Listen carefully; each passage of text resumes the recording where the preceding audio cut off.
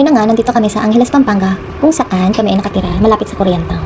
So, nag-decide kaming mag-walking exercise. Sa lugar na to, kami huminto para kumain ng mainit na noodles. Dahil dito sa Korean Town, maraming Korean places na, ng mga, of course, Korean food. Ay maraming Koreano dito. So, susubok tayo ng first time to. So, syunga-syunga kami dito. Kasi pwede ka dito magluto ng noodles. Pipili ka lang ng gusto mo. And then, pag napili mo na, punta ka sa cashier. And then, bili ka ng bowl. And then, ayun na. Pwede mo nang lutuin yung noodles dito. Meron namang instruction dyan sa may wall. Nakadikit dyan. So, susundan mo lang yan. Kaya dito. Tsaka may ibang drinks dito na pwede mong pagpilian. Pero hindi mo siya maintindihan. Siguro kailangan kong i-download yung apps ng application ng Korean. Translate to Tagalog or English. Yan, may mga popsicle yan. Chocolate. Pwede mo basahin yung calories niya. At ito na nga, nandito na tayo sa exciting part. So, ilalagay mo lang yung bowl dyan sa machine, tapos pipindutin mo yung number 1. Tapos, parang 5 minutes. Hintayin mo lang siya hanggang sa kumulo siya. Ayan, nakulo na siya. Kumukulo na siya. At ito, yung isa pang in-order namin, parang pansit canton. Kaso nagkamali kami.